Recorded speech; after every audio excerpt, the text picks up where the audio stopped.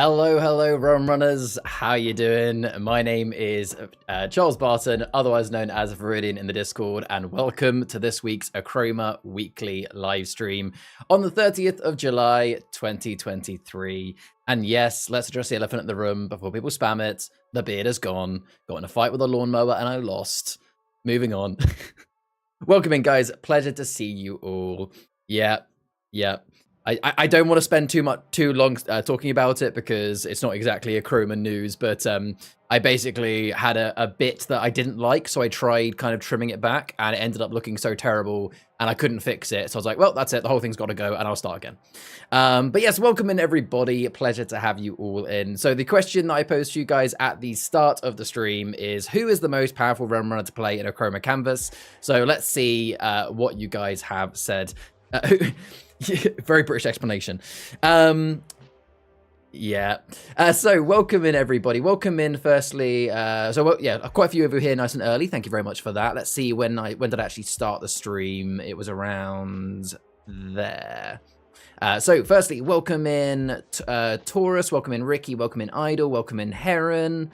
So Ricky said, Ray seems untouchable, but I don't own him yet. I don't use many Realm Runners, but I definitely want to try to. Okay, so that's a vote for Ray.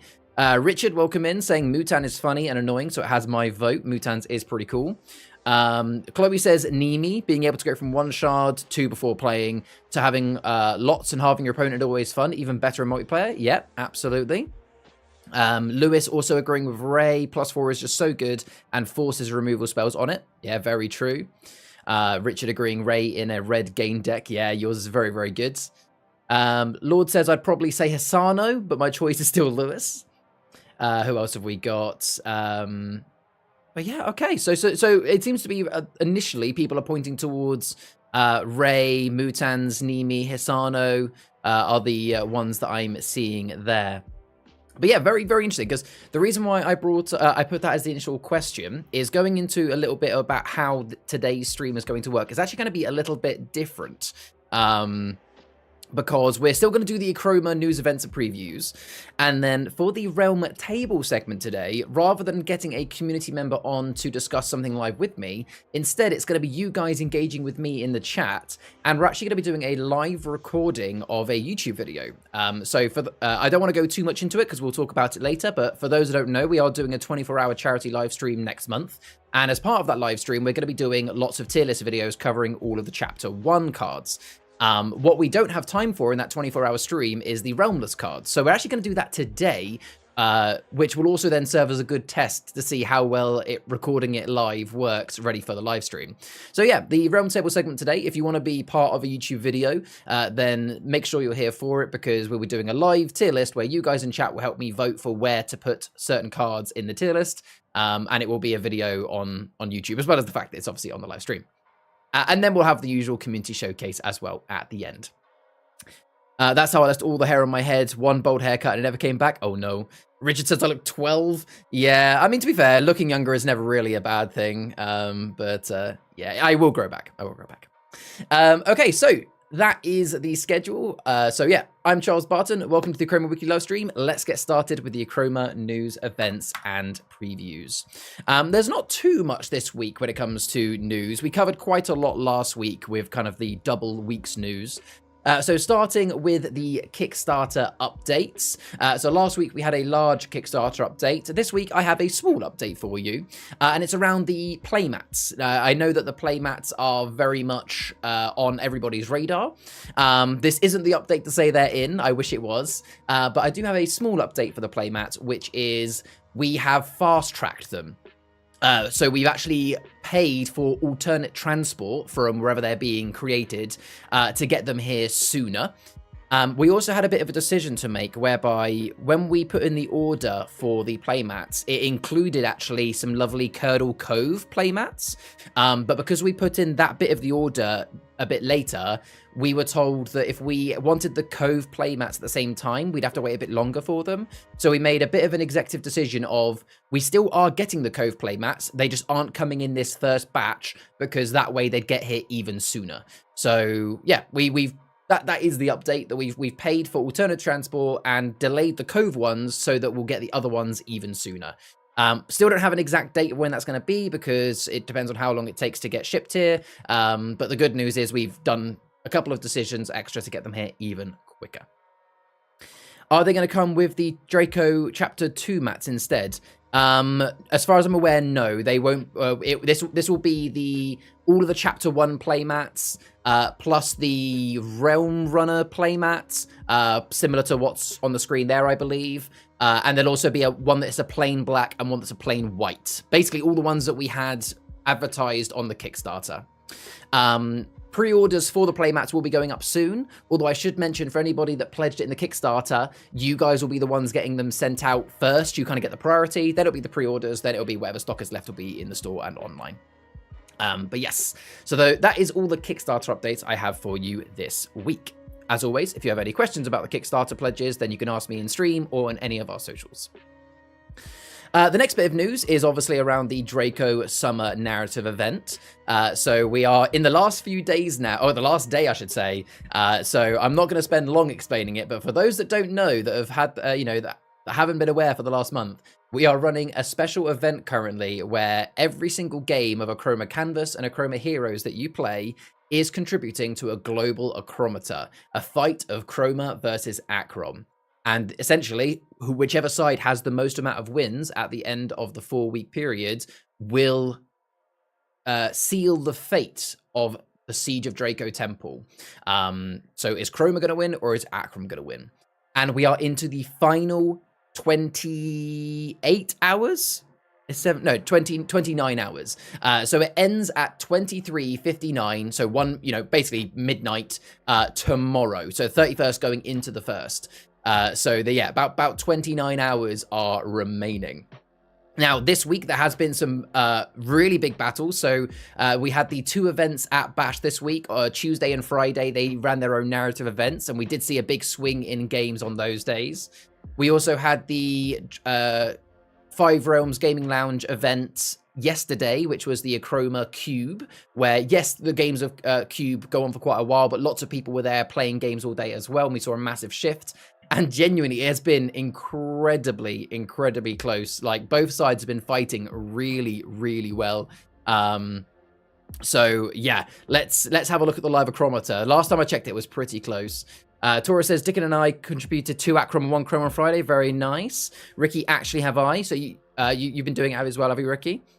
So let's have a little look here. So there we go. Currently, it is 700. I mean, to be fair, the last update was 7 minutes ago.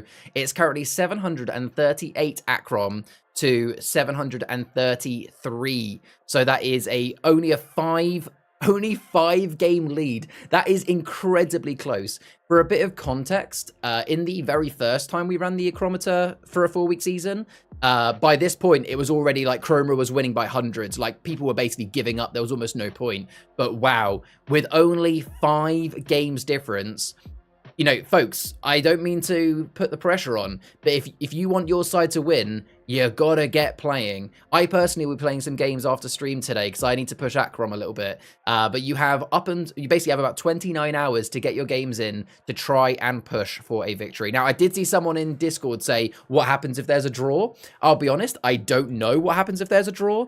I guess there will be some form of stalemate in the law. I don't know. We'll cross that bridge if we come to it, because I imagine, considering how close it is, I imagine there will be people playing up until midnight tomorrow, so it'll be really interesting to see.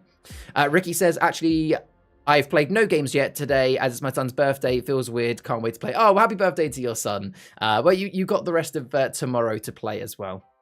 Lewis says, Sarah doesn't have enough games, clearly. She says, I've been busy. Chloe, we are forcing her to win through Achroma. Yeah, that is true. Me, Chloe, and Sarah played quite a bit yesterday, and we were forcing her to get some Achroma wins. Evan says, time to pump up those Chroma numbers. It's going to be close. And Ricky says, I'll aim only to play Achroma tonight. So yeah, it's going to be a really interesting battle. Make sure you get your games in, as this is the only chance to shape the future for the Siege of Draco Temple. Awesome stuff. So going back to the news. So that is the Draco Summer event. The next bit of news is that this week we were featured in Tabletop Gaming Magazine, which is really, really awesome. So you can see there we're on page 78, and the biggest part of this news is we got their Gold Award of Must Play badge, which is fantastic. And, you know, if for those that have had a read of this article or even just reading it from the picture, they've said nothing but kind things. It's been really, really nice to be featured. I don't know about you guys. I know a lot of you in the stream with me have been in the community for for a decent amount of time now, and like you play Achroma, and you know, I talk about Achroma every single day. So sometimes you forget just how captivating it is when you first find it. So what's really nice about this article for me is when you read it and you almost see the excitement in the editor's in the way they've written it, it kind of almost reminds you just actually how special this game is and how exciting it is for new people getting involved. So yeah, I think they've done a really good job reviewing the game, and it's obviously fantastic to be reviewed by them. So I doubt anyone from Tabletop Game Mag is watching, but thank you very much for reviewing our game. And yeah, if you guys pick up a copy, make sure to have a read. Tora said, yeah, I asked about a draw. Dick and I discussed it. I don't know the answer of what would happen with a draw. I imagine it'd be a case of the result would be a stalemate somehow between dragons and drakes. You know, one side would give up. There'd be a big battle or something. I don't know. I genuinely have no idea what their plans are for it. But yeah, so that is the news about Tabletop Gaming Mag. So congratulations to the whole team for being involved in that. The next bit of news is always around the Achroma YouTube channel. So we haven't had any new videos go live this week, apart from the usual YouTube short. As always, I wouldn't be doing my job if I didn't say at this point, if you haven't already, please remember to subscribe to the YouTube channel, because there is some good news. I say there is some good news. Everything's good news, but I meant there is some Achroma YouTube news today. And that is we have met the threshold of 400 subscribers. We hit 400 subscribers yesterday, which is fantastic. So thank you very much to the people that subscribed this week and helping us go over that awesome achievement. Because we have hit 400 subscribers, we are going to be doing a giveaway. Now, I don't have the details of the giveaway today. We're going to be announcing it on our socials tomorrow.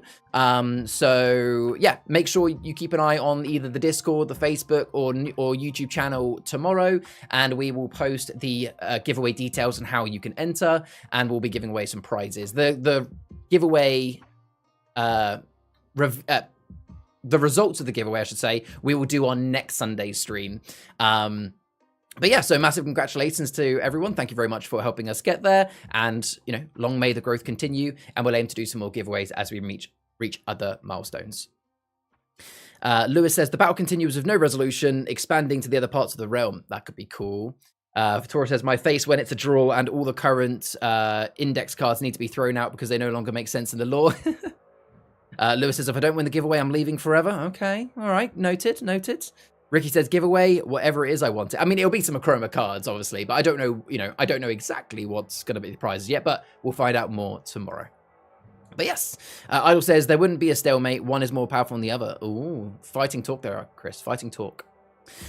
So the next bit of news is around the TTRPG. Now, some of you in the chat will already know this because I did post it in the TTRPG channel. But a signed card by me. I mean, would people want that? I don't even know. There are many of you that already have purchased the Achroma TTRPG, whether it is through pledging in the Kickstarter or whether it is through pre-ordering on the website, of which you can still pre-order it online and get access to the alpha immediately.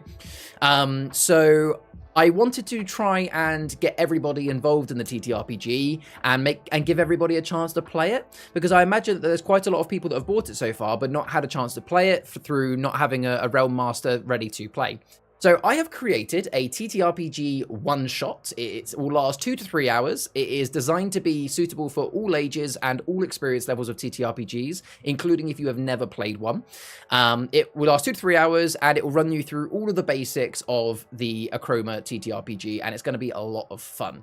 So if you would like to join me in a TTRPG session, the link is down below in the stream. For those that have already clicked it and seen it in the Discord, then that's fair enough, but not everyone has. So the link is down below, and I'll post it in Discord later as well. You can see essentially a sign-up sheet where you can see dates that I'm planning on running sessions, and you can put your you can message me to put your name down on one of the sessions. So if you want to have a go at the TTRPG and you've not already put your name down, then click on that link down below, read what you need to do, get yourself signed up, and it's going to be a lot of fun. The dates that are on there are not the only dates. I will be adding more dates. Essentially, I'll be running it as many times as needs be. I want to make sure that everybody that wants to have a go gets to have a go. It's going to be a lot of fun. Yes, there is a handy character creator available as well. Yeah, when it comes to the character creation sessions, I'll be mentioning that as well, Lewis. But yeah, it's going to be a lot of fun. So I just wanted to mention it on today's stream for those that maybe haven't seen it in the Discord to sign up. A signed Veil Chaser engineer would be cool. Okay, well, I'll keep that in mind, Lord. I'll keep that in mind. Rich, you never played one, so can't wait. Yeah, it's going to be a lot of fun. I am doing one of the sessions actually in person at the Boards and Swords Hobbies in Derby. So make sure to sign up for that one if you guys are local to Bash Store and want to play in that one. I will happily run several at Bash if actually there is more than 6 people that want to play it there. Cool, so that is that little bit of news. And then the last little bits of news is just the same things I mentioned last week, is we are still running the promotion for 50% off any Achroma expansion palette when you purchase any Achroma standard palette of the unlimited edition variety, I should mention. So that ends tomorrow at midnight. So you have, again, the same sort of time as the Achroma, about 29 hours to get that in. And we are going to be talking a lot about the expansion cards today when we get to the Realm Table segment. So now is the perfect time to pick one up. Maybe, especially after we do the tier list, you might suddenly decide... actually, okay, that card's really powerful. Maybe I'm going to buy that expansion. So yes, that is going on until the end of tomorrow. Simply, all you need to do is add an Achroma palette and add an Achroma expansion to your basket on the online shop, and it will automatically apply your discount. And as always, we are still running the Draco Summer promo as well, which is if you spend £30 or more in our online store or in our actual Five Realms Gaming Lounge, before the end of this season, which is going to be end of September, you will get a Draco Summer promo card while stocks last. So make sure to get involved in that. Welcome in, Shah, to the stream. Where's the beard gone? We mentioned this at the start of the stream. I got in a fight with a lawnmower and lost. No, in short, I tried to trim it in a certain way. It didn't work out. It looked really silly, so I had no choice but to shave it off entirely. I am going to be growing it back because I did like it, but fresh start. Welcome in, Shah. Hope you're doing well. Okay, so now we move on to the events. So the next event that we have got is the London Card Show. So this is coming the following weekend, so the 5th and 6th of August. So you can find myself, Chillman, and I believe Troy and someone else is joining us. I think it might be Frankie, is joining us down at the London Card Show on both of those days. Now, you do have to buy tickets. It's a bit, like other conventions, but if you are in London or, fancy a day out, then definitely check out the London Card Show. And if you are going to be there, then make sure to come and see us in person, where you'll be able to pick up some promo cards, you'll be able to play play some games with us, and just generally have a bit of a laugh. So it'd be a pleasure to see you guys there, and I'll be there to say hello. So that is on the 5th and 6th of August. And then the next event after that is on the 19th and 20th of August. We have the Achroma charity 24-hour live stream. We mentioned this last week, and there'll be more details coming in the following weeks. For now, I'll just mention that it's going to be a 24-hour raising money for Dexter's Arc, which is essentially a charity called Alice's Arc that raises money for children's cancer. And in that 24-hour stream, we're going to be doing community tier lists, a bit like the one we're doing in today's stream. There's going to be team interviews, adventure playthroughs, many giveaways, and there's going to be some Achroma games, lots of them, obviously. So it's going to be a lot of fun, so I hope you join me on the 19th and 20th of August. More details to follow in the coming weeks. You can already see the live stream queued up on our channel. Shah says the lawnmower is a better story. Yeah, I'll go with that one. Lewis says, got to get through the itchy stage again. Yeah. I'm happy to be in London next week, but I don't think I have the spare time, unfortunately. You happen to be in London but don't have the time. That's fair enough, Lewis. No worries at all, mate. And then the last event to mention, it is the grand tournament for Draco Summer, which is going to be September 23rd. Again, I don't have an exact date for when the tickets are going to be on sale. I imagine, throwing back to last week's stream where I mentioned that we've got a new website coming out soon, I imagine we're going to wait until we have the new store and the new website up to put the tickets live, rather than putting them on this store just to then have to transfer them over. So yeah, the tickets will be available very, very soon. And that is the Achroma news, events, and previews. I don't have any previews for you this week. Main reason, we've had a lot of the team this week that are on holiday, so we haven't had the ability to kind of get things prepped for you. But as you can imagine, we are getting very, very... we're getting into the middle of the season now, so you can expect many, many more previews over the coming weeks for the next Draco Chronicle. Nothing, unfortunately, today, but yes, you can expect to see lots of stuff coming up very, very soon. So that is the news, events, and previews.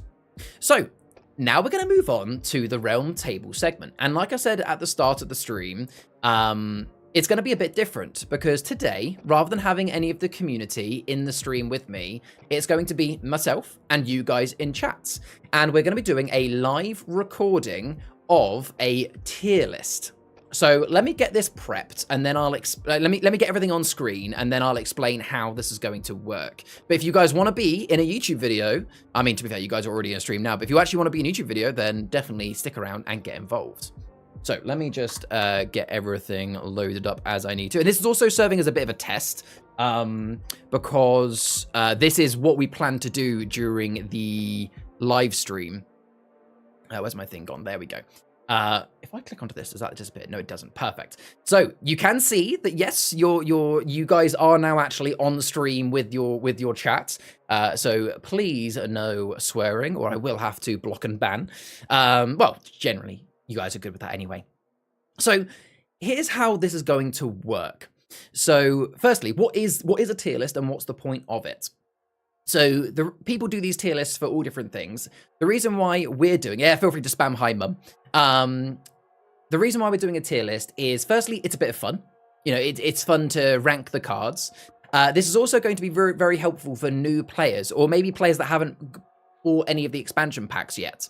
Because what we can do is, you know, if you're watching this, you're a new player, if you're not sure which expansion to get, you could look at this tier list and go, okay, here's what the community think is the best cards, here's maybe the cards that aren't doing so well, so therefore you might, you know, go for the expansion packs that have the cards that you want to get.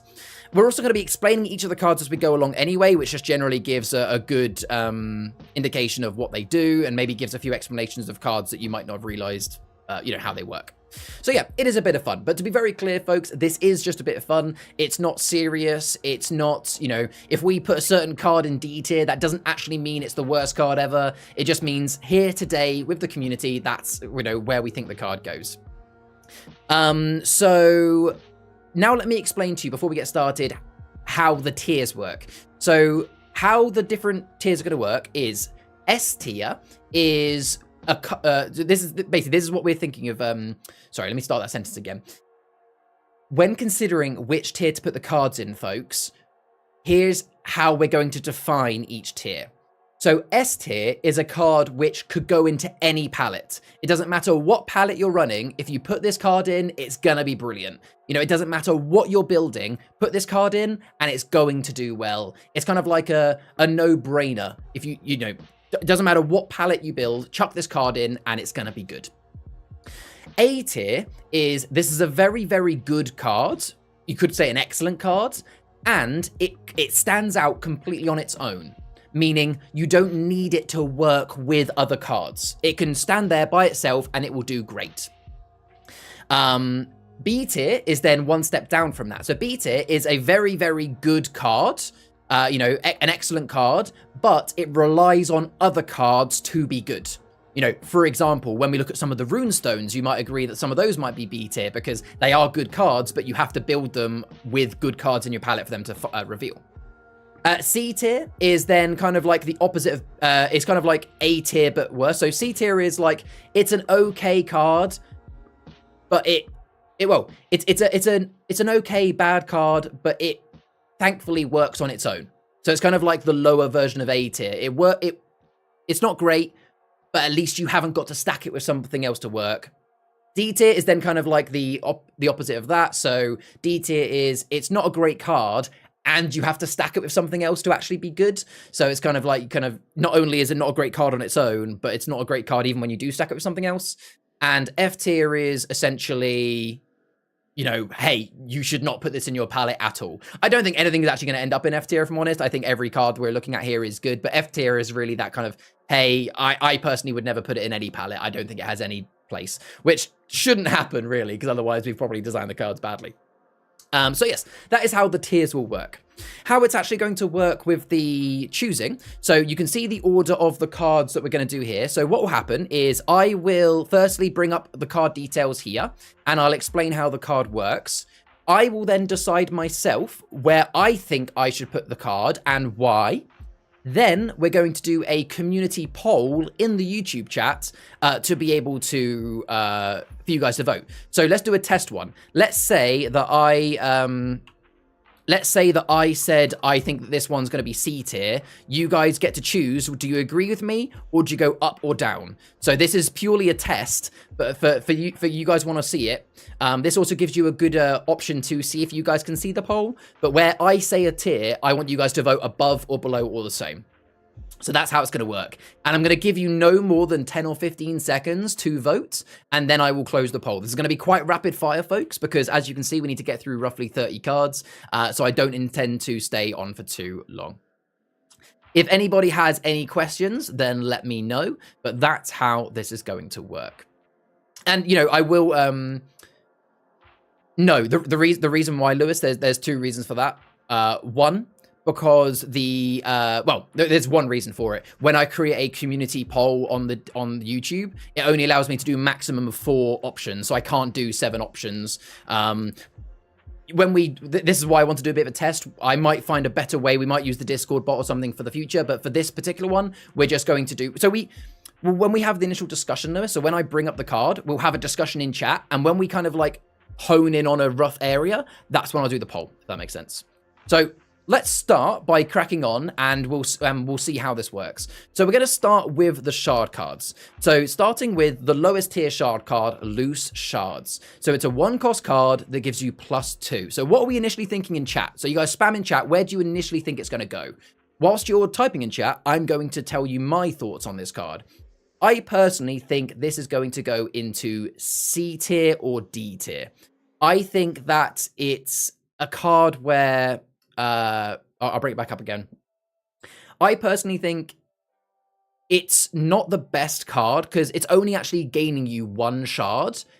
But, you know, if you were to combine it with, a Cyan deck, or, maybe a reduction deck in Sparata, where you then reduce Cyan, it could then become a +2. So that's why I think it should go in D tier. Because if you were to put it in a Sparata deck with, let's say Matron to make Cyan cheaper, then it's actually not bad. A card that you can play for free that gives you a +2, but you have to combine it in Sparata with a Matron to make it work.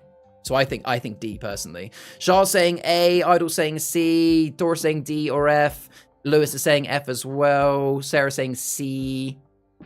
C, not as good as full palettes. Evan says, or an Apollo Ace a deck. Yeah, absolutely. Yeah, mixing it with Apollo and Ace is quite good as well. Okay, so we seem to be around the kind of the lower end of the tier. So let's start the poll now. So we're going to go. I said D tier. So no one, I think Shah was the only one to go up. So we're going to do D, C, and F. There we go. The poll will go in. I'll give you 15 seconds or so on Loose Shards. Let's see what people say.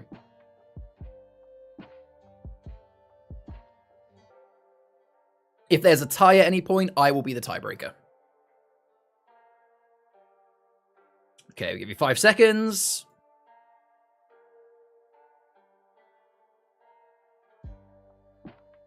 Yeah, I agree, Taurus. I think very few cards are utterly useless. Okay, I'm going to end the poll there. And that is going into D tier.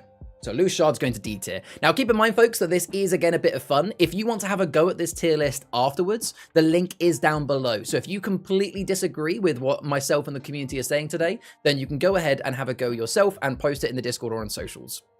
Okay, so, you already forgot what the letters stand for. I'll repeat for you, Ricky. That's not a problem. So, I'll do it nice and quickly, though. S tier is a card that is invaluable. It can go into any palette and be amazing. It's kind of like a, why would you not put it in your palette? A tier is a very, very good card, and it does it by itself, meaning you don't have to combo it with something else. It just works by itself brilliantly. B tier is a very, very good card, but it relies on working with something else to be good. So you can't just put it in by itself and expect it to be amazing. C tier is, it's an okay, maybe a bad card, but the good news is it stands by itself. You don't need to combo with other cards to be as good as it is. D tier is, it's a okay to bad card, but to make it okay, you have to combo it with something else. And F tier is, just don't put it in your palette, it's never going to be good. I'd like to think that nothing's going to be F tier today, but we'll find out. So next then, we're looking at Pouch of Shards. So you guys can start spamming in the chat what you guys are going to think. So Pouch of Shards is the next step currency card. It's 3 cost and gives you a +5. So it's a net gain of +2. Again, it is an action card, so you could put it into your Acer and Apollo decks. Again, you could put it into a Sparata deck where you're able to do reductions to make it better. Let's see what people in chat are saying. Idol says, I'd argue there's no such thing as a useless card because you can trade any card. Very true. But yeah, the one shard trade would be bad. Chloe says excess paint pots is one of those ones. Yeah, well, we'll do that in the tier list for Sparata. So Idol's going C for me. Richard's going D. Lewis says C or D. This can be okay in fairies. Quintessence is 2 shards for a +5, so a net gain of +3. But we'll, yeah. I personally think C tier. C tier is what I'm thinking as well, because it's, again, comparing it to loose shards, it is definitely better. You know, it's a good card. It stands out on its own. It's a natural +2. It can be a bit better if you combo it. I personally think C. Most of you seem to be around the same thing, so let's just do a poll to be safe. So I think C tier, so I'll put B tier and D tier as the other options. Let's see what you guys think. I'll give you guys, again, about 15 seconds or so to make your votes in the polls. As a reminder, we're going to be doing the tier lists for the individual chapters, like Salem Planum, Draco Temple, etc. We're going to be doing those on the 24-hour stream. So if you're enjoying this live, or if you are enjoying watching this on the recording of the YouTube, then make sure to check out the 24-hour stream on the 19th and 20th, where we're going to be doing more of these live. Chris says, if I had them, I'd put them in Lost Fairies and play for free. Yeah. Again, in a Lost Fairies palette, that's a very good point, playing them for free. Richard is saying D. Let's see. The poll is overwhelmingly C. So let's end that poll there and put that into C tier. Lovely stuff. Okay, so feel free to start spamming in chat what you think about this next one, because now we're going to talk about Haim Shard Cash. So this is the final. This is the final card that is the final currency card. So this one costs 5 and it will give you 3 steel. So this one is definitely a lot better. I think a lot of people are going to agree that it's much higher. The reason why this one's good is that it's, even at its base value, being 5 shards, it's a really good trade card. So no matter what palette you put it in, it's great trade fodder. If you can afford to play it, you're spending 5 to steal 3 back. And on top of that, you could get into reductions as well. I personally think it's A tier. I don't think it's S tier, just purely because I don't know, actually. Maybe it does need to be S tier. Again, the difference criteria between S and A. S tier is it could go into any deck and be amazing. A tier is it's just very good by itself. I mean, do we think, you know, for those that are thinking S tier, we have to justify, do we think you could put it into any palette and it be absolutely amazing? Ooh, I'm a bit in between here. I'm really between S and A. B tier would be if you think that it only works with other cards. Let's see what people are saying. So Lewis says S tier 100%. Chloe says B, but it's been used against me so much, so F. Doris, Haim Shard Cash is AOS, but Paul Pure Thought Orient Factor, Steelers OP. Mark says S tier, welcome in, Mark. Okay, so let's put in the poll and let's see what people think. So we're going to do a poll. We're going to do S, A, and B, as that seems to be where people are mostly at. Again, I'll give you guys about 15 seconds or so. Either top of A or bottom of S tier. Yeah, if we were to do sub tiers, it'd be right in the middle, I think. Yeah, most palettes could use it. I think I'm going to go S tier myself. If there's a tie break, I'm going S tier. Yeah, the only decks that don't run it could be ones that can't due to rune shenanigans. Yeah, exactly. You wouldn't want to put it in a palette that has too many runes so you don't accidentally pull it out. But then again, if you runed into it, it's not the end of the world, because then you're playing it for free at that point. Let's see. Right now, it seems to be flicking towards A tier. I'll give it another 10 seconds. I'm not seeing any more votes, so yeah, it looks like it's going into A tier. A tier it is. It is a very, very good card. Okay, so now we move on to the Realm Runners. So let me just get my list up. So the first one I'm going to be talking about is Dexter. So Dexter is the first Realm Runner to come out. He is the charity card from last year. So Dexter is a 2-cost Realm Runner, +1 for each card on your canvas, and all dragons on your canvas get protection. So that's +1 for each card on your canvas, and all dragons get protection. Now, I think that we can agree, folks, that Dexter is definitely S tier for his story and for the card itself. However, in the interest of fairness, we will still vote on actually the card abilities itself. But I think we can all agree that Dexter is the best boy, and he would be S++ if we could. Mark looked away for a moment and missed the poll. Would have been S tier. I'm sorry, buddy. We have to go with what the poll says. It's all right. It's just a bit of fun.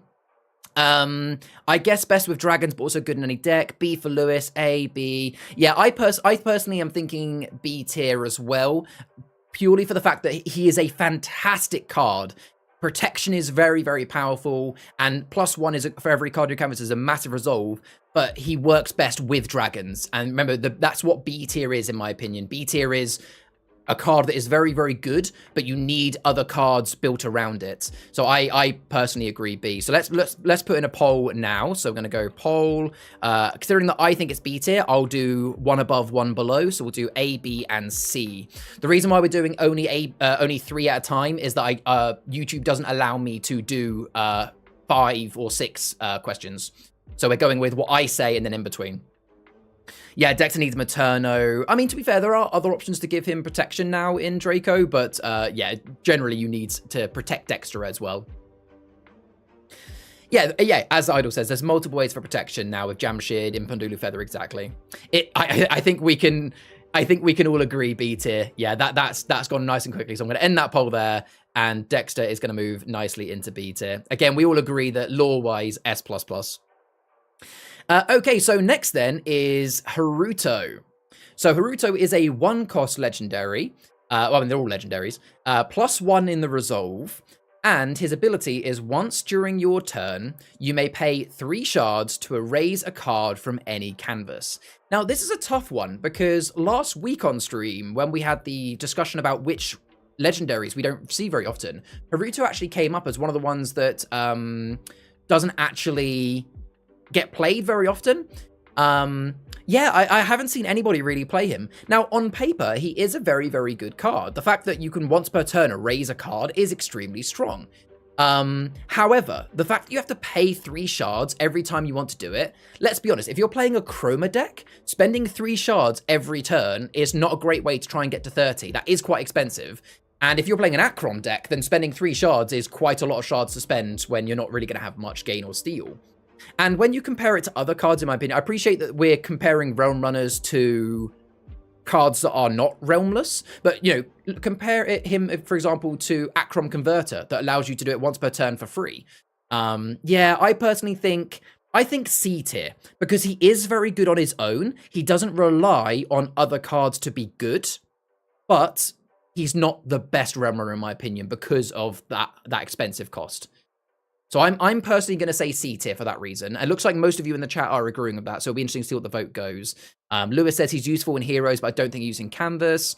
Taurus says, I think C, his effect is strong, but I don't know how I build around him. C, some actions to remove are same cost and cheaper. Okay, so let's put in a quick poll then. And we're going to go with, I think, C tier. So we'll go above and below B and D. Let's do the poll.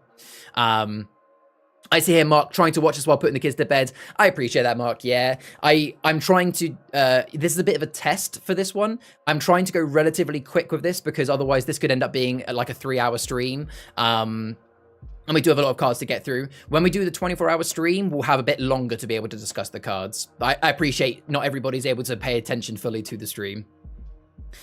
Let's see. Can you see who votes for what? I can just see the final tally. I don't think I can see who voted for what, I'm afraid.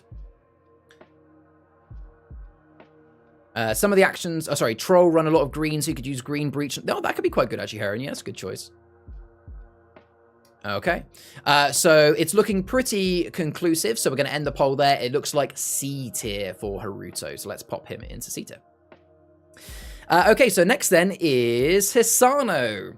So Hisano is a 1-cost legendary. Action, erase all cards on all canvases except Hisano. Each player discards their hand and draws 5 cards. I personally think that she is a or B tier for me. You could argue that she is a very, very good card on her own. I don't think she's S tier just because it affects yourself just as much as somebody else. Like, you know, you only really want to play Hisano if you have nothing on your board yourself. And, you know, you also have to discard your hand. So you want to make sure you don't have anything good in your hand. So I think A or B tier myself. But she doesn't rely on other cards. So potentially A. This was a hero's card for me for a while. Idol says B. Evan a solid A. B needs to be built around accordingly and definitely not every deck. Yeah, if you build a palette that has revival cards, then she's brilliant. But then I guess that would be why she goes into the B tier for some people. Yeah. Okay. I'm gonna set the vote. It seems to be that nobody's going towards S tier, so I'm gonna set the vote. Oh, where's my mouse gone? Let's see. I'm gonna set the vote. I think personally, I'm leaning towards B tier, so I'm gonna put B, and then I'll put A and C as the options. Let's see what people think. Idol says, most of the time you have a good card in your hand you want to keep, so it's a loss. Yeah, exactly. I think unless you play a palette around it that's specifically about Hisano, like some people have been playing recently. Rich says B as well. Ooh, right now it's looking, I'm looking at the live thing, it's split a little bit between A and B. I'll give it another 10 seconds, 10-15 seconds. Gives me a good opportunity to have a drink.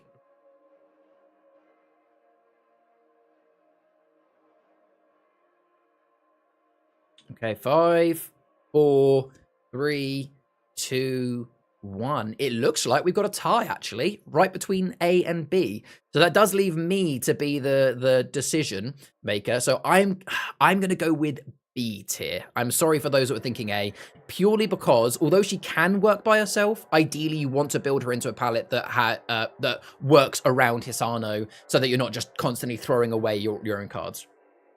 But again, to be very clear, if you want to do your own version of this tier list, then please click on the link down below.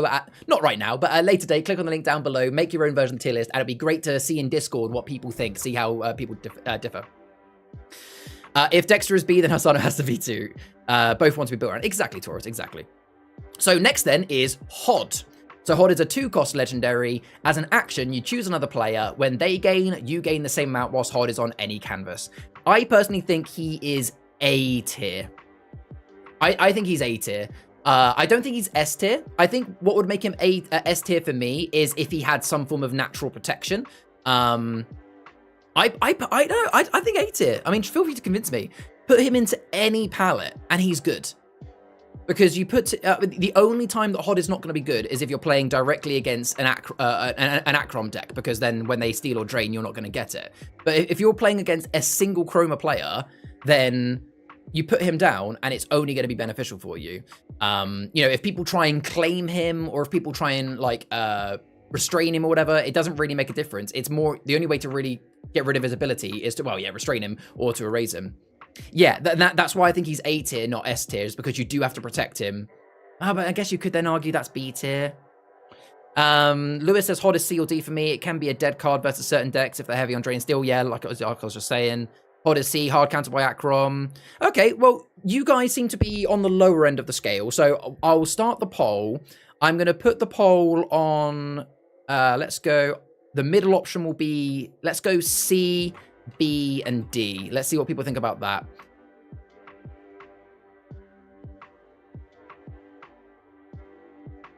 Yeah, I guess, yeah, A is if they work on their own, and I guess, yeah, I guess he doesn't work on his own very much. Yeah, no, that's very true. You're very true, Taurus. If Taurus said if you don't have a legendary if you're versus Achroma decks, that's understandable. You guys have convinced me off the A throne.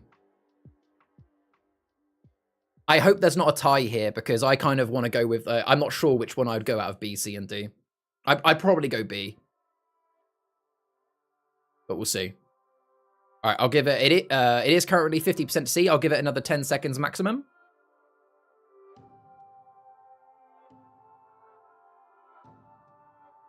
Okay, I'm going to end the poll there. It looks like C tier is going to come out victorious, so no worries. Hisano goes into sorry, not Hisano. Hod goes into C tier. Taurus, I played a Hod deck in the tourney with Breach Pixies, and I felt so bad. Not even a real match. Oh dear. No, that is understandable. Okay, so moving on swiftly then to Mutans. So Mutans is a 2-cost legendary. Deploy on another player's canvas, so you don't play him on your own. Mutans cannot attack, and whilst Mutans is on your canvas, you must pay 2 shards whenever you draw a card. Idol going in straight in with S tier. I think for me, I'm thinking A tier. But Sarah, F, I hate him. I guess again, going with the whole point of S tier is he could work in any palette. I guess you could put Mutans into any palette as, you know, let's be honest, what is the main objective in Achroma? It's to win. So even if you're playing a Achroma deck, by putting him in, you play him on your opponent's canvas, and now they're going to be dropping shards, which means that you are more likely to win, and they have to spend a removal card to get it. I guess, you know, there is obviously the debate between single player versus, sorry, as in like 2-player versus 6-player games, because you could argue in a 6-player game, Mutans is not very good at all, because it's not going to stop everybody, whereas in a 1v1, Mutans is good. And I'm not going to get too complicated in this tier list. We're not going to start, we're not going to start debating all of the different variants, but I think I'm probably going to go A tier because he isn't amazing in every palette. Due to, I don't think 6-player games he works very well. Lewis says B at best for me. Chloe, S or A, paint to read your own cards. Okay, well, whilst we're reading out chat, let's get the poll in. I'm going to start it at A tier and we'll put in S and B. Yeah, it's a generalized tier list. It's very, very general. It's a bit of fun. Again, I can't stress enough that I'd be really excited to see you guys do your own versions of this tier list and post them on socials to see how people differ. Taurus says, I think different numbers of players in mind. He has to go in B. Okay. Rich said going B as well. The card needs other things to work and keep it on the board. Yeah, very true. Very true. I'll definitely make him one. Awesome, Chris. I look forward to it. Well, I'll give it another 5-10 seconds, but it does look like B tier is going to be victorious. Yeah, definitely. All right, so it looks like B tier for Hisano. Sorry, I keep saying Hisano. I keep saying Hisano for like every card. That's Mutans. Hisano is just like a name that's stuck in my head now. Mutans is B tier. Is B? Oh yeah, that's a good thing. What do you guys think in chat now? Do you reckon B tier is going to be the most? I reckon B or C tier will be the most popular.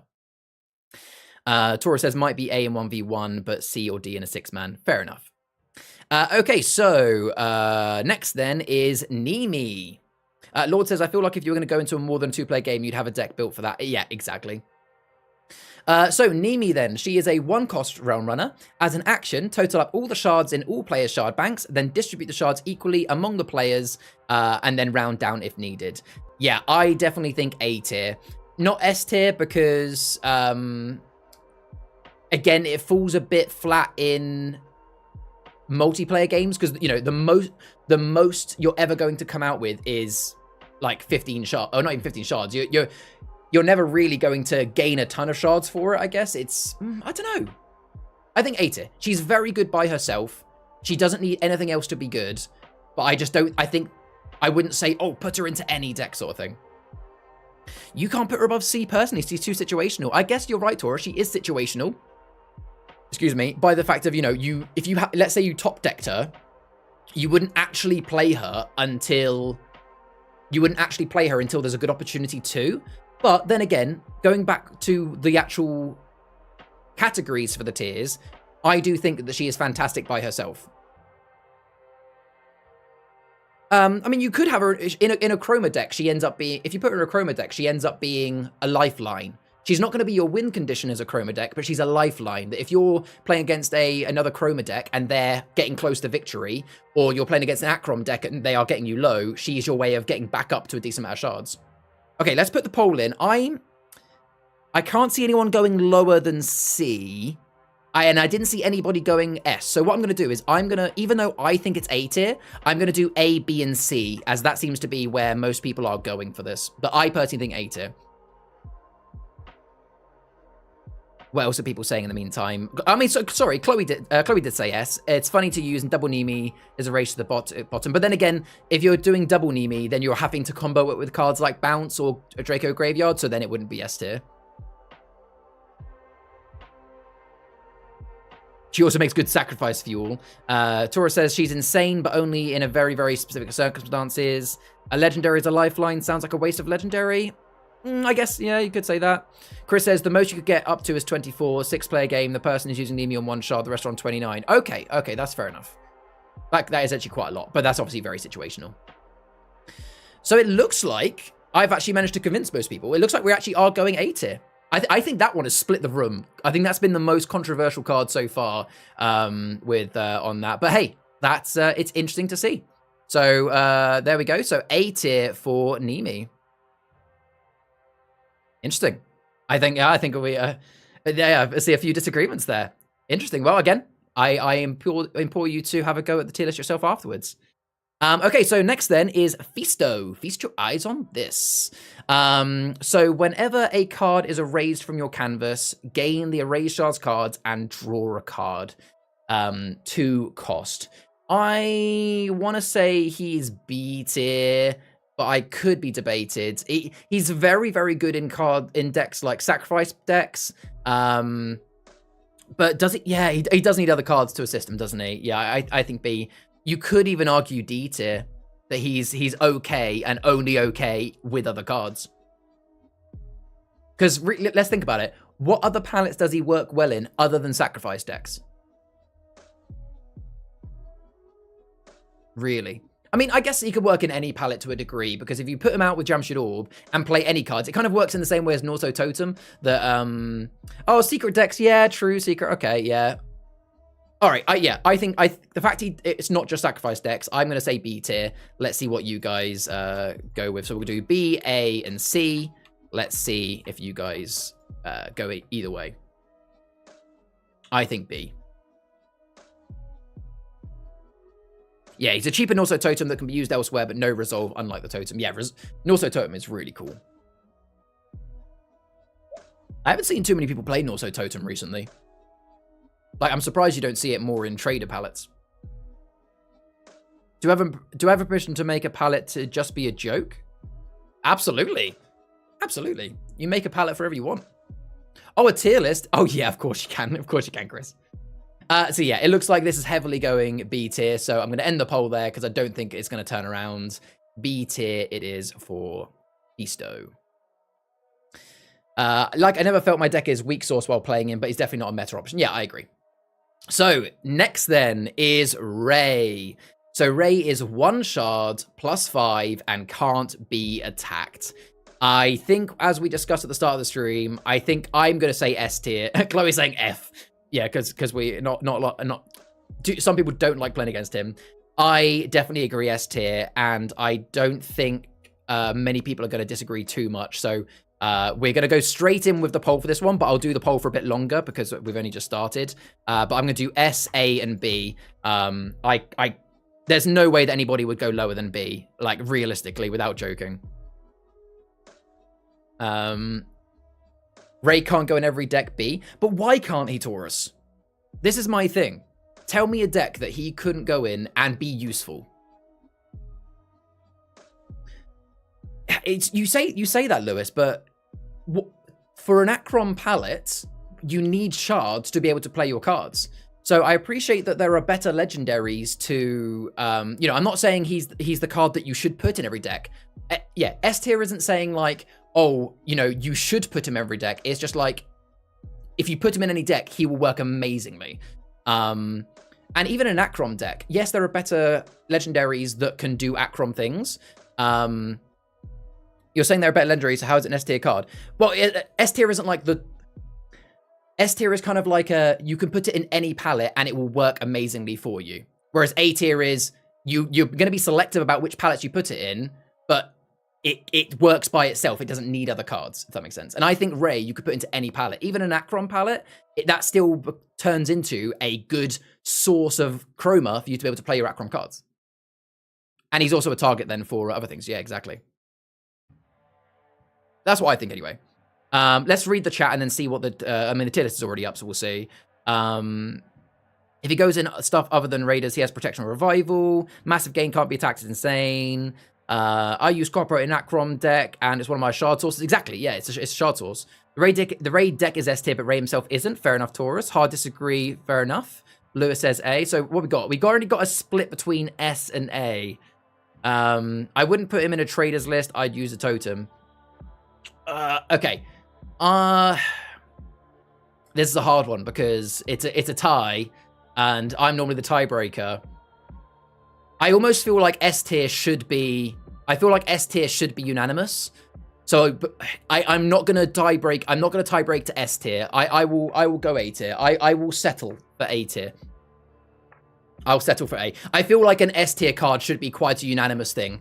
As there seems to be quite a bit of a mixture, I'm gonna be the politician here and go A tier. But again, it'll be interesting to see what you guys say in your own tier lists. So next then is Yana. So Yana is 1 cost, choose 1 color shard, and then your resolve is the number of those shards on your canvas every resolve step. So for example, if you had 3 cards out that totaled 8 yellow shards and you chose yellow, then you get +8. I think she definitely goes into B tier. She's very, very strong, but she absolutely relies on you having cards that fit around those colors. I personally am quite strong on this one. I can't see how anybody would think she's lower than B or higher, but we'll put the poll straight out. Yeah, similar to Dex. Lewis says C at best. You have to hard build around and heavy limits your options. Yeah, but that makes it B tier in my... Well, you could say D tier then, Lewis, because C tier is supposed to be cards that are good, or kind of good to bad, but work by themselves. So if you're saying that Yana doesn't meet B tier, then you might even go D tier for yourself, because that would be, an okay card, but you have to build around it. I personally think she's a very, very good card, but you have to build around it, so B tier. Again, I should mention that when you guys do your own tier list as well, you can choose your own criteria in terms of what the tier actually meets. I've gone with this one because that's always what I've gone with, and I think it works quite well. Yeah, this definitely looks unanimous at 71% for B tier. So let's end that one there. Yana goes to B.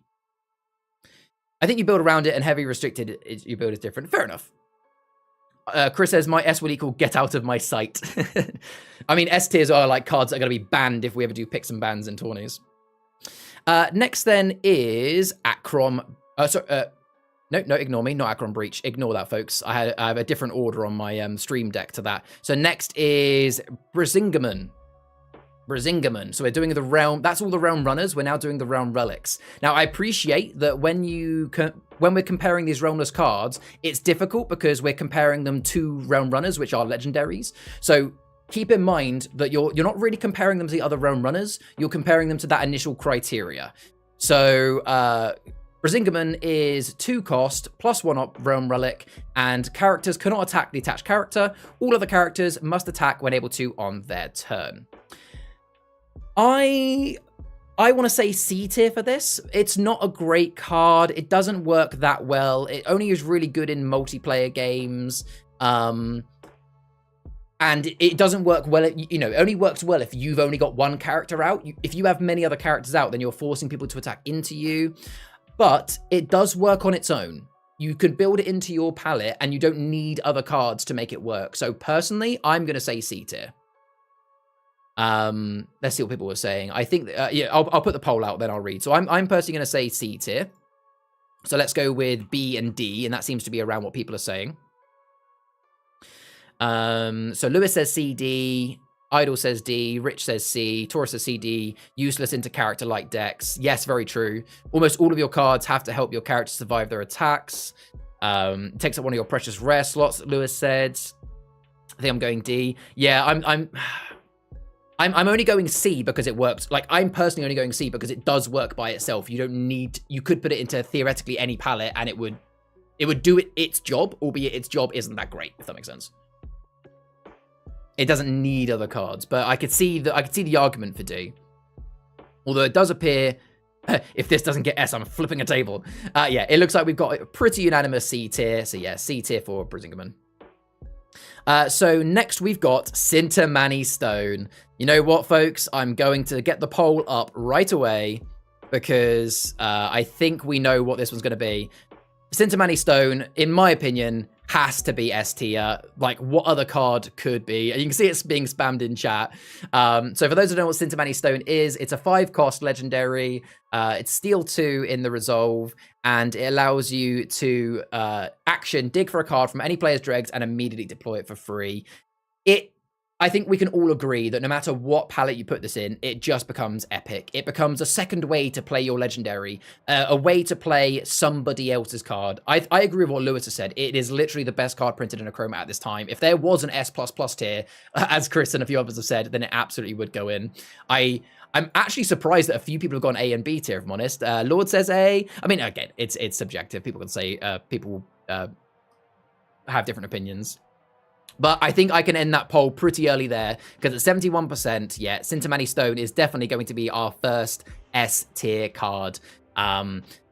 It's crazy. Chris said, I had a thought the other day. Sintermani Stone turned into an action card, but keeps a steal. Potentially that could be yeah. Anyone not voting S is being objective and doesn't like the card. Yeah, I mean, yeah. I mean, you do need a character to keep on your side. Well, that's the thing though, is you can play it on someone else's character and then get the best bit about Sintermani Stone Lord is its action. So even though it would be a shame to give somebody a 5-cost object with 2 steel, if you really needed your, Hisano as a perfect example, you could place Sintermani Stone on somebody else's character to dig for your Hisano to play it back out, and then it wipes it anyway. Otrix, I've done it before where I've played Sintermani Stone on someone else's character to then dig for my Otrix, play it for free, and then use Otrix to claim the character as Sintermani. It has to be S tier. It really has to be. Ricky, I missed most of this. I'll need to rewatch. Can you post a finished photo in Discord? Absolutely, I will be, Ricky. And it will be a YouTube video. Like this is being recorded as a YouTube video as well, so you can rewatch it there later on. But it will also be in Discord. But yes, we're definitely going S tier for Sintermani Stone. It's just too crazy. And Taurus said, sorry, not an overstatement. I'd say Taurus, yeah. So next then is Club of Dagda. I think B tier. It's a very good realm relic. The fact that I think it's because of that. Well, it could go A. It's because of that last line. If the Club of Dagda could only be erased if the attached characters are erased. If that line didn't exist, then I would go as low as D tier personally. But because the character can't be, the object can't be erased until the character's erased, and you're getting a +1 for every time you attack, I think B tier, but it's going to have to go, yeah, it has to be something good to punch through. Lewis is going C. Okay, so I'm going to go, oh, sorry, I accidentally scrolled there. Let's get the poll started. I'm going to personally put B tier, but I'll go up to C and down to C and up to A. I'm saying B. We do still have a community segment happening after this bit, by the way, but it's a relatively short community segment. We haven't got too much today. Still dies to poisonous.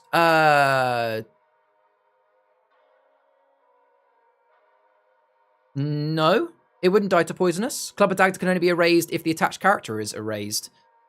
So Club of Dagda wouldn't be erased by poisonous. Obviously, the character could be. If you attacked into Club of Dagda with a 5-cost poisonous card, then obviously that would kill the character, which would then kill Dagda. But yeah.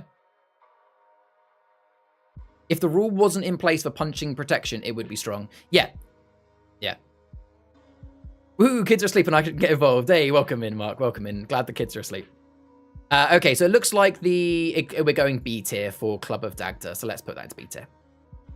Okay, so next then is Darnwyn. So Darnwyn is a 4-cost realm relic. The attached character can attack locations. When the location is erased by Darnwyn, then you gain the location's shards.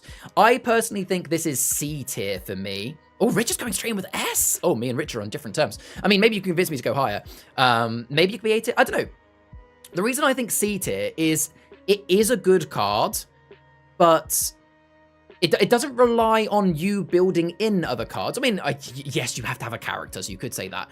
For me personally, it's only good if you're playing against someone who's playing lots of locations, and if your opponent isn't playing locations or very many, let's be honest. As soon as you play Darwin as well, then they might not play locations. Yeah, It's because it has no natural resolve. Hey, I had welcome in. Yeah, we're doing a tier list. So yeah, this one, I'm not gonna lie, I'm gonna take the chat's decision on this because I'm really not too sure. So Rich says, love this card, needs support. Taurus says C because the interlocation light decks, but then there are rarer and lighter character decks. Lewis says they don't need lots of location, just 1 or 2. B, some decks use a ton of locations. Okay, so this seems to be... We seem to be around the middle again, folks. I don't think anybody's saying D tier, and I think Richard was the only one to say S, but has moved down. So let's do A, B, and C. I'm hoping this one doesn't go to a tiebreak, because I don't know how I would tiebreak it, if I'm honest. So A, B, or T. So this started about half an hour ago, I had. There is going to be a YouTube video as well, so you can catch up back on that as well.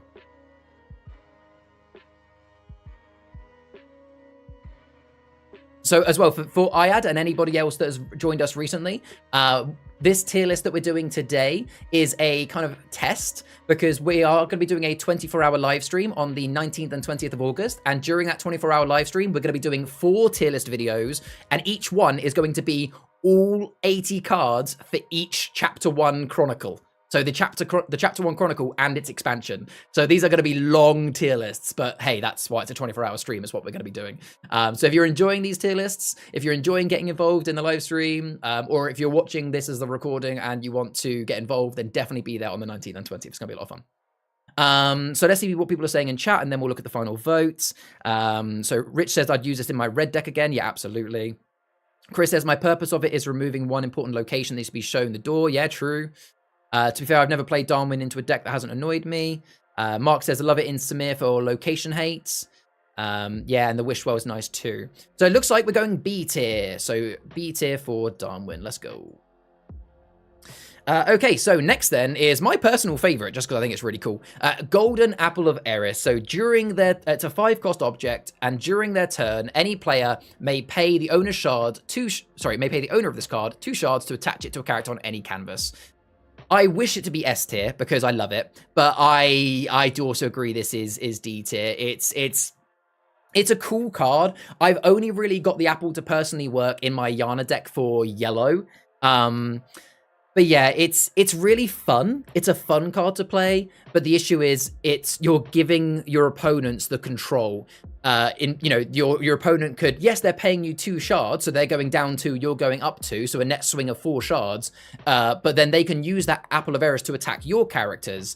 I think it's really fun in a multiplayer game. It's not useless. It's not F tier. It definitely has a place in Achroma. It's just very, very, very specific. Personally, I think it's only really okay in massively multiplayer games, 4, 5, 6 players, where you have a good reason for it, like a Yana deck.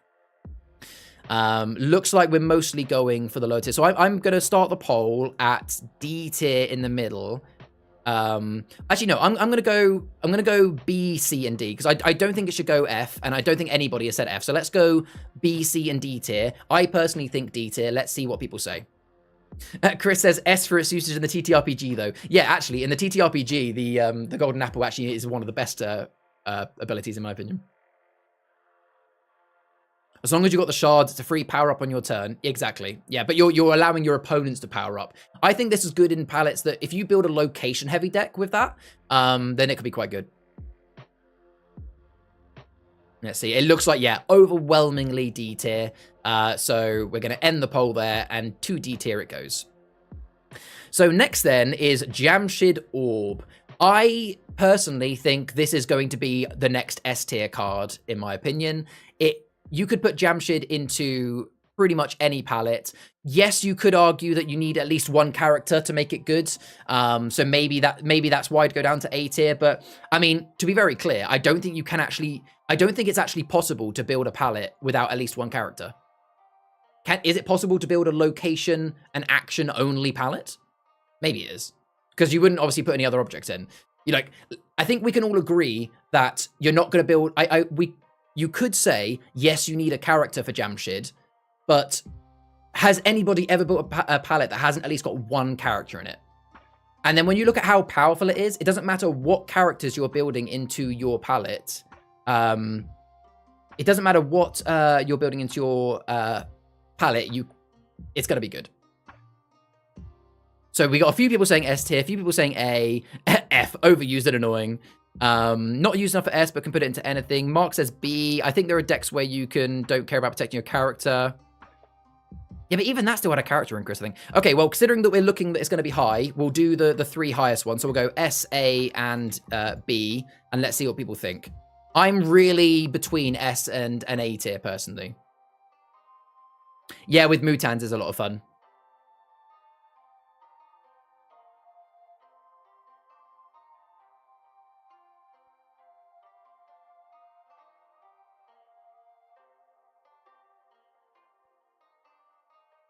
Just quickly sort something out.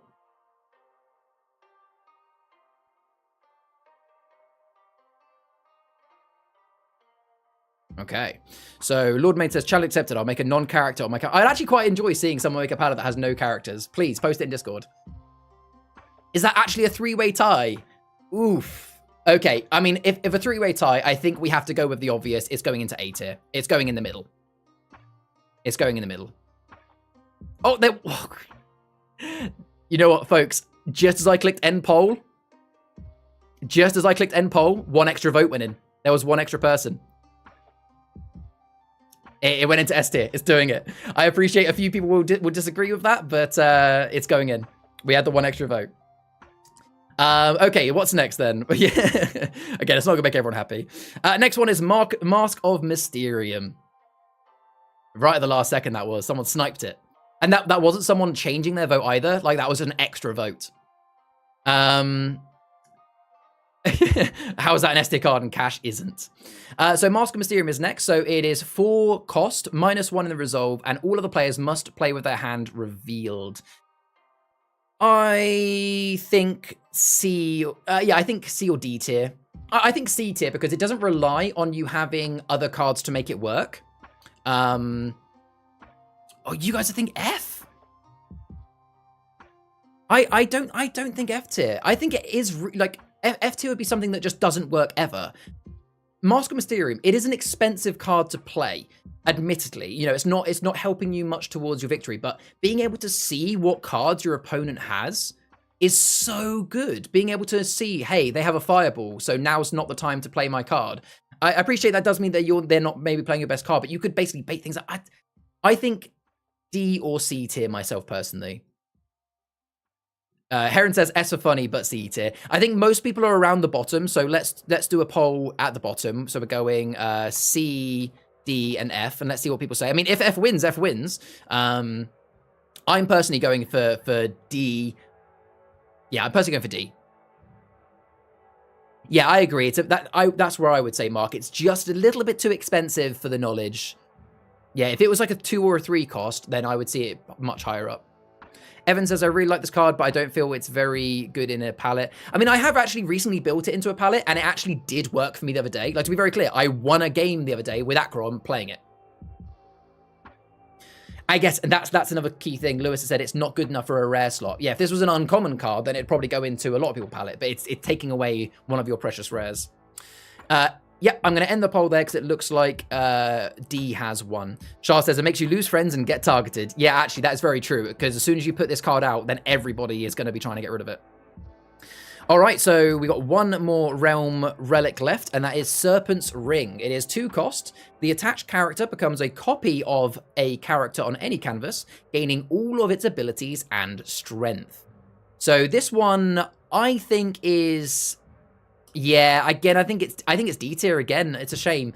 It is really, really cool because, you know, if your opponent has just played a Tenebris, for example, you could play a 1-shard card like a Thrall and then give him the ring and turn him into Tenebris. I think the reason why he goes into D tier, though, is you don't get the action. You get any abilities and strength, but you don't get the action. So a lot of legendaries and rares that you would want to copy probably have good actions. So you'd want to be copying a legendary or copper. Yeah. And it is very situational. You are hoping that your opponent plays a card that is worth you copying. It's very good it can be called in Mutan's decks, but that's very situational as well. Let's put it into the poll. It looks like most people are going in the middle. No one's saying F, so I'm going to go with we're going to go with B, C, and D tier as the lists. I personally think D. Rich says used it, but ended up taking it out. That copper is now a card that does nothing. Yeah, you don't get the shard value, so it's very easy to be erased as well. Yeah, I agree with that. Yeah, so the only palette that I've built Serpent's Ring into so far is I put it into a Mutans palette. It's purposely designed to be a multiplayer palette. So I would play Mutans on one person's board, then play Serpent's Ring onto a character on someone else's board and copy the Mutans. But I guess you could do the same thing. Well, you can't do the same thing with Double Trouble, though. Yeah, same Mutans deck. Lewis says, thing is, it's not an action, so with the player who plays it would get to choose what they copies. So the controller chooses. That has been brought up that it's not clear, Lewis. So the way Serpent's Ring works is the person who is deploying the card, think of it like the actual ability itself is kind of like an action. So the person deploying the Serpent's Ring, no matter where you deploy it, gets to choose what it copies into. But then once it turns into the copy, the abilities and the strength will be under the control of the person who now owns that Serpent's Ring. It looks like the majority have gone for D tier, so that's where we're going to go with it, and I personally agree with that. Okay, so now we're getting into the last few. We are now moving into the Realm runes. So we've got Algiz. So Algiz is a rare action, and all the runes are the same, just different colors. So I imagine we're probably going to go similar tiers for these. So Algiz is reveal a card with yellow and deploy it for free, and then +1 for every card on your canvas. I actually agree with what Lewis has said in the chat. I actually think that all of the runes should go B tier.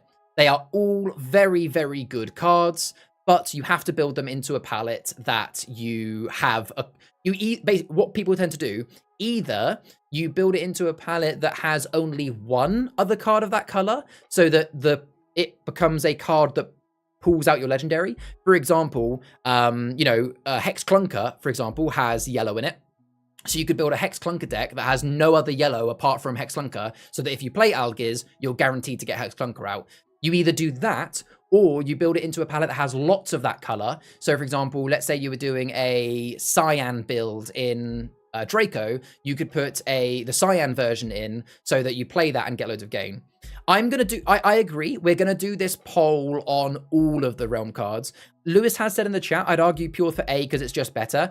I think the reason why Pure... Okay, let's vote on it. So we're going to do the 3 Achroma ones in its own vote. So it appears to be the most common is A, B, or C. So I'm going to do a poll. To be very clear, we're voting here for the 3 Achroma ones, which is Cyan, Yellow, and Red. We're going to go A, B, or C tier. This is just for the Achroma ones, folks. And we'll do a separate vote for Pure. I personally am going to go A tier myself. Yeah, Taurus says, all runes are B. Good, you need a good setup. Could argue you're not getting anything back from playing it in the shards.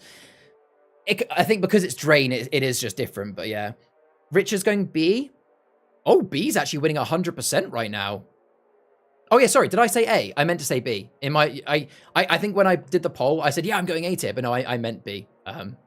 Yeah, 100%, we all agree. So we're going to go Algiz in B. No, for those that are watching on stream, maybe not seeing them, I will bring them up on the actual thing. So we've got Algiz, we've got Kunan, which is the red one, and we've got what's the other one? Izaz, which is the blue. Cool. So those are all into B tier. So now let's do Pure. So Pure is exactly the same as what we just said. 4-cost action, Realm Rune. Reveal a card with Achroma, deploy it free, -1 for each card on your canvas with Achroma. I still think B tier. Now, don't get me wrong. I think that it's still... I think that it gets played more than the other runes because of the fact that it can work in any Achroma deck. Whereas, or the other ones, obviously you need to put it into, a palette of that specific color. But going back to our core principles of how this tier list is working, you do need to build it with lots of Achroma cards, or at least a Achroma card to make it work. So personally, for me, I still think it's B tier. However, I can see that people in chat do think it's worth S or A tier. I don't think anybody's saying C tier, so we'll still do a separate poll. and we'll do S, A, and B, and maybe you guys will go somewhere else. But I'm still going. Oh, sorry, I just did S, B, and C. My apologies. Let me end that one. Ignore that one. We'll do a different one. I misclicked there. We'll go S, A, and B. There we go. I still personally think B tier, but we'll see what, if you guys want to go vote higher, that is down to you. Lewis says, I think Pure has won many more games than Achroma or ever has. Oh, sorry, than Achroma one ever has. Nope, that is, I agree with that, Lewis. Yeah, Rich is saying A, Chloe's saying S or A. Ooh, it's a mixture. I know that the maximum amount of votes we've had so far has been 10, so we've got 8 votes. I wonder if one of the last people want to split the vote between A or S or A or B.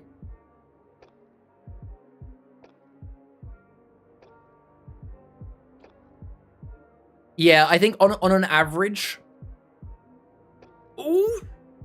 The 9th vote has gone for B, though. The 9th vote has gone for B. It's gonna... For this community video, it's going in B tier. Now, I don't... To be very clear, if those... Oh, just moved that by mistake. For those that were saying A and S tier, I can absolutely see why. I have no doubt that some people are going to go higher with that in their own personal ones. But hey, this is the community one. Yeah, and it's purely down to the fact yes, it is very good, but you do need other cards to be good. It's not, again, A tier is cards that we're saying are good by themselves. You couldn't say that Pure is that. But hey, that's all fine. I like the controversy this is causing. So we come lastly onto the Realm Rifts. So these are all legendary. So starting with Achroma Breach. Yeah, again, we're probably going to do all of these in... Yeah, we're going to do all of these in one vote because they are practically the same card, just different. So Achroma Breach, Aqueous Transition, Flora Overgrowth, and Aurium Fracture. So all of these cards work in the same way. Once during your turn, reveal a card with the color that it defines, and then in the resolve step, you get to gain or drain based on which one of these you pick, based on the number of cards with that color.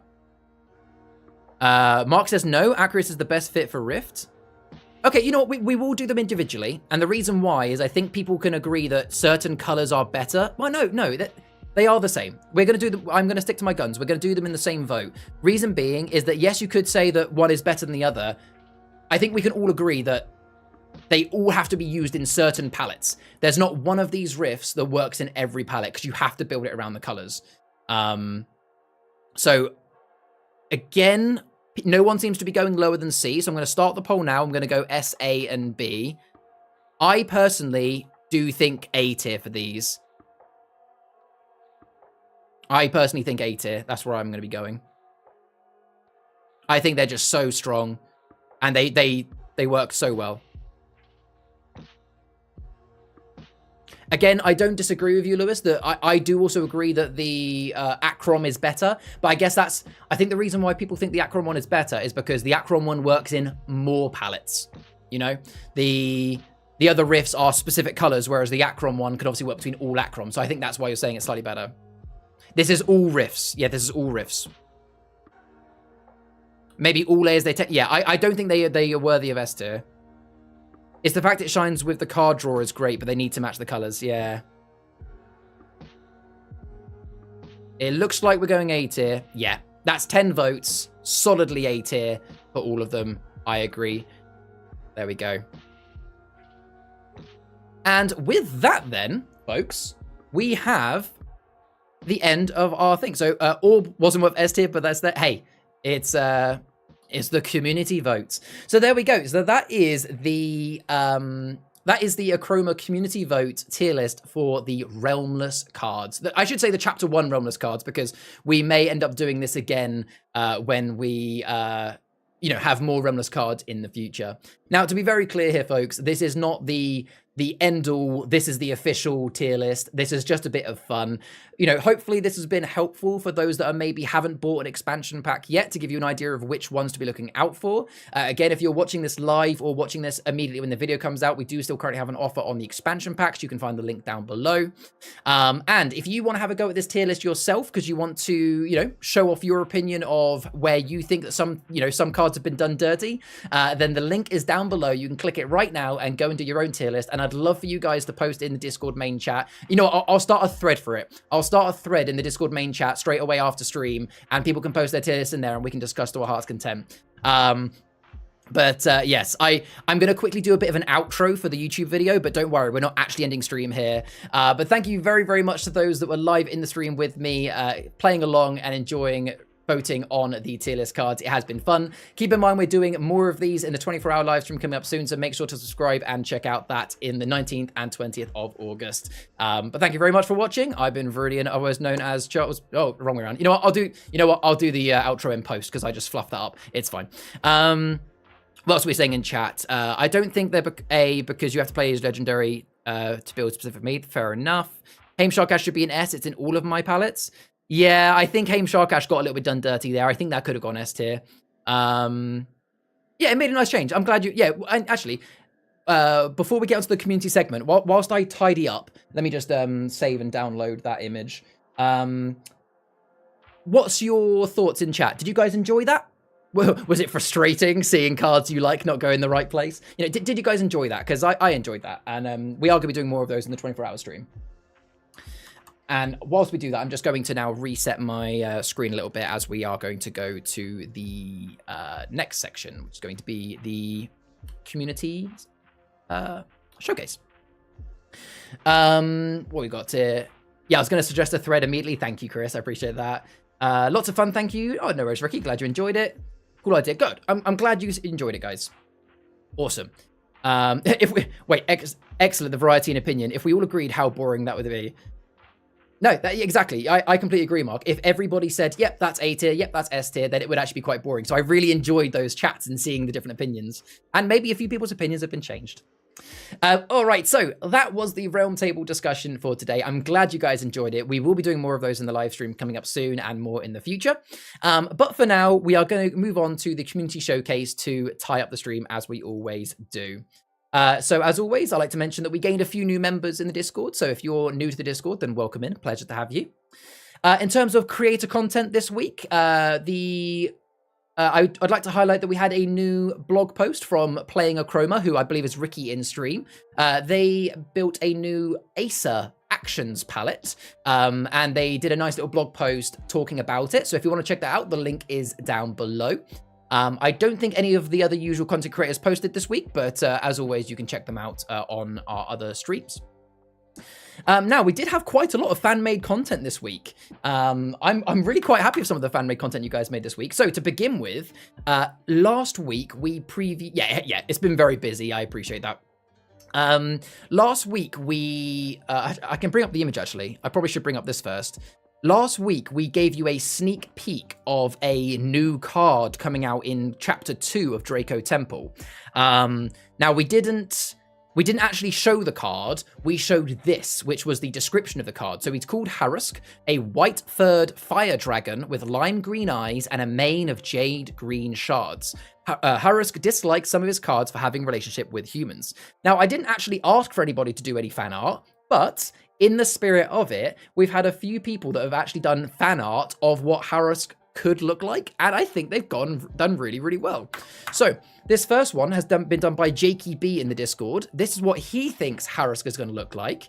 I quite like how he's gone for a bit of a different theme, almost gone for like the Ocelot theme with the mane, which is quite cool. But we've got the green mane there, the jade green. I think it looks really, really cool. Chris says, those tier lists are useful for possible card changes of art as well. Shows what the community believes is a strong card. Yeah, very true as well.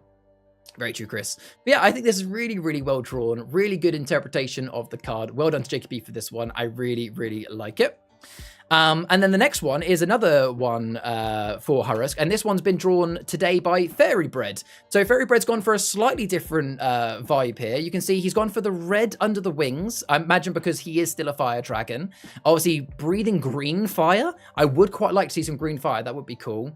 And you can see he's got that green jade, almost like it looks like actual jade crystals as a bit of a beard and mane and going down the back. Very, very cool as well. Again, just kind of looking at these two back and forth looks really, really awesome. And honestly, if the card ends up looking like either of these, I'd be very, very happy because both of you have done a fantastic job there. Chris says, I need to walk the dog now. Thanks for the stream. No worries, Chris. Thanks for being here, buddy. But yeah, so thank you to Fairy and Jakey B for submitting these this week. Great jobs on these. And then the next two bits of fan art I want to show are actually RPG characters. So as I said earlier in the stream, we are going to be running some TTRPG sessions very soon in the Discord. You can sign up for it at the link down below. And we've had a couple of the community members that have already made their characters and already drawn them. So here we have Miko, I believe is how you pronounce it. This is Darth's character, and he has actually created a cave salamander character in the TTRPG, which is really creative. It's definitely not normal, and I cannot wait to see how he role plays this. I think it's absolutely amazing. Obviously, the artwork is awesome as always, but I just love the idea. So yeah, I can't wait to see what Darth comes up with this one. Thanks for sharing it this week. And the other one has been created by Shah. Now, Shah, they have posted another photo since. They've done like a different color version. So definitely check out the RPG forum if you want to see Shah's other version of this image. But this is Shah's original character as well. Now, I won't read out all of the character details on stream. We'll save that for the TTRPG, but you can go read them in the RPG forum. But this is Shah's monastery keeper, who does have some dark intentions if you actually have a little read. And again, beautiful artwork, really well drawn, Shah. Absolutely love it. I know a little bit more about the character because I know that you originally shared the idea with me in Discord, but I can't wait to meet the character in the TTRPG and see how they do. But yeah, really cool drawing, really cool character. So well done to Shah and obviously Darth as well for creating their RPG characters. For you guys that are making your TTRPG characters, I'd love to see some more drawings of your characters. That'd be awesome. So yeah, we've had some really cool fan art this week. So thank you very much to everybody that has drawn something this week. It's great to see. And then to finish the community segment, we always like to have a look at a palette that's been created. So this one was created by Dickon in the Discord. He created this palette that he calls My Take on the Classic Traders Palette. So let me have a little, I'm going to read out what he wrote about this palette whilst you guys have a little look. So he put keeping all of the traditional cards, Knut, Trader's Pass, Wishwell Barons, Fishing Dock, Wishwell Storehole, Trader's Lifeline, Orium Twine, and some of the new cards, Trader's Cart and Loads the Cart. So, you know, all of the standard sort of trading cards. I also have cards that are there for gain, like Leaf of Lakringi and Lakringi Gardens. They benefit from a lot of locations, of which there are 13 locations in total. Wishwell Market Stall is obviously there to irritate people with its gain, and obviously you've got Lakringi Mines as a great option as well. There is obviously Giant Centipede and Magnus of Lakringi, which are all good for gain and good trade fodder. Cave Expedition is excellent for getting more locations. Lakringi Way and Falling Stalactite are there to get rid of troublesome cards. And the legendary Orium Fracture gives you an extra card each round and gain for every pink, which is 21 cards with pink on it. So yeah, I think Dickon has done a really good job with this palette, actually. You know, it's not new to do a trader's palette, but actually I quite like how he's done a nice little blended mixture of some very strong trade cards with that amazing combo of Leaf and Gardens with so many locations, as well as Orium Fracture as well. I think it's actually a really good palette. There were some comments in the Discord. A couple of people said that they'd maybe add in a second fishing dock, and maybe a second promo card, and maybe some 4-shard fodder. I think what people said is maybe take out the Briscavi Raider, as he's not really doing much in there. So yeah, take out the Briscavi Raider and add in a second fishing dock. Yeah. I think personally that's all I would do as well. I don't know what you guys think in chat, but I think that's a very, very solid palette. Yeah, swap out that for another fishing dock or another promo, your choice. And I think that is a top deck. But yeah, if you guys want to see this palette yourself and give it a go, then you can see it under the Canvas forum in our Discord. The link to the Discord is down below as well. If you want to leave any kind comments to Dickon or any constructive comments as well, you can do so there. And you can also post your own palettes in the Discord where I choose 1 or 2 each week to show. Achroma have been sneaking during the stream, have they? Oh, well, after stream, I will be playing some games, so we'll have to fix that, Lewis. We'll have to fix that. But yeah, thank you very much, Dickon, for submitting that palette this week. Really good to show on stream, and it'll be interesting to hear how the games have been going with this palette, because it is quite good, in my opinion. Thank you very much to Dickon. All right. And with that, folks, we get to the end of the stream. We need an Acrom push. Everyone get into the tables post-stream, and we'll play some Acrom games. Maybe we need a Achroma table and an Acrom table. That could be quite fun. But yeah, so that has been the Achroma weekly stream. We had only a small amount of news this week, but we did have some good news. Got some really cool events coming up. We then had a really fun Realm Table segment doing a live tier list. And then we had a nice community showcase at the end. I can't draw curtains. I'm gone. Thank you. No worries, Rich. Thank you very much for being in the stream. But it has been a really fun one. Thank you guys for testing out the tier list with me. It has been really good. I'm glad you guys enjoyed it. And as always, thank you to everyone that's been involved in stream in any capacity, because the streams wouldn't be as fun if it wasn't for you guys engaging with me. The next stream will be next Sunday. In that stream, we will be don't forget, we are going to be releasing a giveaway tomorrow, and we'll do the results of that giveaway next Sunday. And hopefully we'll have some previews for you for chapter 2 if you're lucky as well. But yeah, I have been Charles Barton, otherwise known as Viridian. Thank you very much for joining me in this week's stream. I will be jumping into the Discord in Table 1 to play some Achroma games going into the evening. So if you wish to join me, then come jump in the tables. We probably will split between the tables. So I'm not really up for any 6-player games, so maybe we'll split it between a few tables and do some 2 to 4-player games. But yeah, come catch me in the Discord if you want to. But yeah, thank you very much, folks. Enjoy your week. I'll see you next week on the Achroma Weekly stream. Again, I've been Charles Barton. See you then. Bye-bye.